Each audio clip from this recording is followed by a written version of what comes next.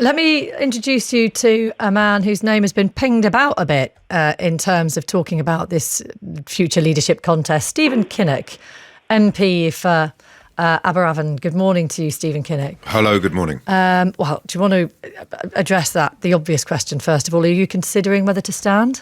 No, I have no plans to stand. I think we have some brilliant candidates, particularly women candidates, actually.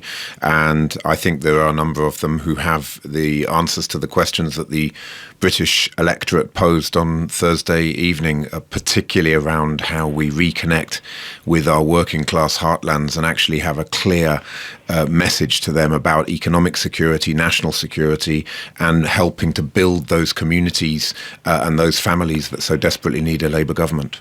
What was the problem then for Labour? I think three main issues: weak and incompetent leadership. The decision to back a second referendum was disastrous. It alienated millions in our Leave voting heartlands. And then a manifesto which read more like a Christmas wish list. And those three issues, of course, connect with each other and fed into a broad perception that people were not ready to put their trust and faith in Labour as a party of government. How much was personality important? I think personality plays a role, but no one man or woman, for that matter, is bigger than our party or our movement. And the person at the top is only there really as the representative of a set of ideas and an ideology. And what we've seen is that, Corbyn is finished and Corbynism must also now be finished. It's a failed experiment. And they had everything they wanted in this campaign. It was their manifesto, their NEC, their communication strategy, their campaign. John McDonnell and Jeremy Corbyn were front and centre of everything we saw in this campaign. And so they own it. They have to take responsibility for it. And we've got to move on. But it's not just about the individuals, it's about what they stand for, and it's vital that we turn the page now. We must not have a one more heave candidate or leader. We need a clean break. Clean break, interesting. Let me introduce you to David in Gravesend, who's got in touch this morning. Good morning, David. Yes, hello. Corbynism has failed. Do you agree? Yeah. Corbynism, what is it? When the issues they talk about, fair taxation, affordable housing, stopping the further privatisation of utilities, especially the NHS, education, these were all popular apparently in blind polls. So Labour must be doing something right. Why was it? Was it all about the leader? It's difficult to say. He got a monstering in the way that all Labour leaders get a monstering. Tony Blair was the only one who didn't, but that's possibly because he stuck his head so far up Rupert Murdoch's backside right from the start that he managed to get on the right side of the right-wing press. Otherwise, I'm afraid all Labour leaders will expect a monstering. This is inevitable. The press, the print, as an ex-journalist myself and someone who studies the media now, I'm retired, it is a fact that the press is massively right-wing, the printed press. I think it's Goldsmiths College did some research on this and found that it's 80% right-wing. Even if you go into your supermarket, you'll see the Daily Mail staring you in the face on the rack with some sort of anti-Labour, anti-Corbyn scare. But I make the point again, David, that I made before. Most people don't actually get their news from print media. No, they don't. The other thing, the BBC Vox Pops and television news Vox Pops, they stop people in the street and people say, oh, I don't like Jeremy Corbyn. No one ever bothers to ask why not.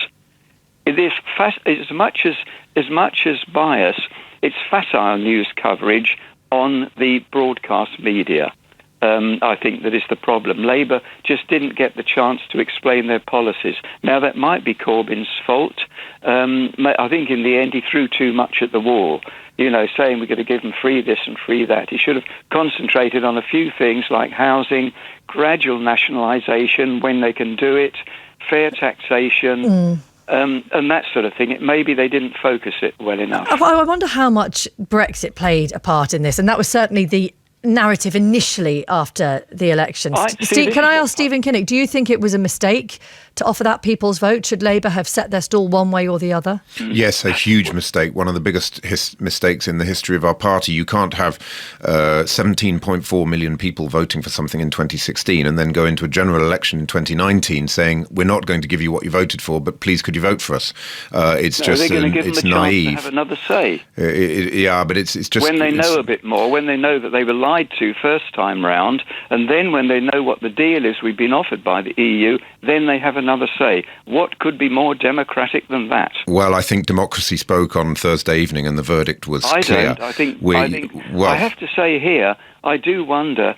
I know I shouldn't be saying this, and I'll probably get slayed for it. I do wonder about the intelligence levels of some of the people in this country. George Orwell, writing 80 years ago, said that ours is a nation of gardeners, hobbyists, flower arrangers, coupon clippers, are generally non-intellectual people who don't grasp big ideas and don't wake up until the 11th hour. So you're saying that, because we've heard suggestions that this has been said elsewhere, that the electorate just got it wrong, too stupid to see it?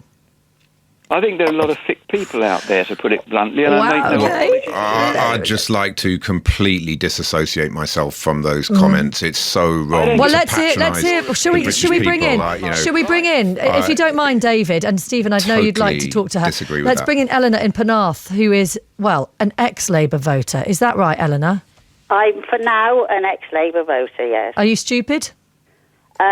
Well, some may call me that, but I have a degree in history and politics, 2 further qualifications, and I read several newspapers every week, and I find it completely insulting from the previous speaker. I think it shows that some people have just not understood the issue. Yeah. I completely agree with that, and I think the longer that we go on just telling people that they didn't understand things, that the worse it's going to get for certain people in the Labour Party. You know, we've got to recognise that the British people are not stupid. They take decisions based on what they think are in their best interests and what they're in the best interests of their family. And also this thing about the media. Yes, of course, there is some right-wing bias in the media, but also let's not underestimate the British people. They read newspapers, they consume media, but they don't just swallow everything that they read. So I think we've just got to move on now and start talking to each other with more respect. They read. Well, along with my activists, we knocked about 16,000 doors in this campaign. We had about 3,000 conversations. I spoke across the length and breadth of my community, my constituency, and I met lots of very smart people who had voted for Leave, and very many people as well who had voted Labour all their lives, who said they cannot vote for us with our current leader and with our position on Brexit. Well, how did they articulate it as to why they were voting Leave? Well, do you know what? I genuinely don't want to get into a Brexit debate right now. I understand the point you're making, David. I'd like to hear from another of our callers. Liam's in Wandsworth. Hi, Liam. Hi. Just to comment on one of the points that's being made. I mean, I've been a big Corbyn supporter for the past 4 years, but I do think that this sort of position of saying that people were thick who voted for Leave is a massive problem. Yeah. I started my working life on £3.60 an hour in Sports Direct. I went and graduated from the London School of Economics, and I've been writing over the last year that if Labour backed a people's vote, it would see us out of government for a generation. People were calling me thick. People were saying that I didn't know what I was talking about, and that this was going to, we had all the former Labour advisors on People's Vote stage saying that backing a people's vote would propel us into government. And they're also all the same sort of people now trying to tell us what we should do next. And I think they're completely out of touch. But what about all those Remain supporting Labour voters or potential Labour voters? It would have been a hugely risky strategy, wouldn't it have been? I'm not so sure. I mean, I think that we had a policy in 2017 which was to respect the result of the referendum. And we still kept Remain voters because we were the progressive party in that general election. And I understand that this time round we may have lost, Remain support to the Lib Dems, to the Greens, or wherever, but we would have lost it probably in constituencies where, unfortunately, due to our electoral system, we probably could have afforded to, where we have 30, 40,000 majorities. What we could not afford to do was lose all of our Leave voters in the constituencies like Blythe Valley and Bolsover and elsewhere that are the sort of core of our party. Yeah, interesting. Eleanor, you wanted to come in. Yes, I think that the people who are still harping back to the issue of the people's referendum are completely missing the point. The point is that they agreed, the Labour Party agreed to a referendum, they agreed to Article 50, they stood on a platform in 2017 of respecting the referendum, and then they promptly turned on that and decided they wanted a people's vote, as if the first one hadn't been a people's vote. And the other thing I would like to say is, why do they all think that a people's vote would have actually overturned the decision? No guarantee Because I think based on Thursday, they might want to think again. I want to bring Zoe back into the discussion, who's a student in Birmingham. Zoe, you feel that you should stick with the Corbyn movement. Stephen Kinnock, who's still listening, was saying Corbynism has failed. It's time to turn the page. Can you say anything to Stephen Kinnock to convince him that at the moment the party is on the right path? I think that the party is on the right path in terms of policies. We're having policies that the country doesn't need. I think the issue is really understanding how to sell those to our voters, understanding what they actually want. I think the problem with the Brexit Remain position is that it does undermine a lot of people who don't experience the positives of being in the EU. Of course, they support a leave vote and to leave the EU. So I think what we really need to do is understand where our voters are coming from and not just dismiss them as leave voters that associate with our party, or leave voters who are stupid or racist or whatever that a lot of the left does, which is shameful, really. So I think what it is that the Corbynism of the policies is positive. It's going to help communities again, but the issue is selling that with Brexit, really. Yeah, Stephen Kinnock, do you want to respond to that? Well, I agree that we need radical economic change in this country, and we need investment-driven policies that are actually going to rebuild our infrastructure and our public services. I completely agree with that.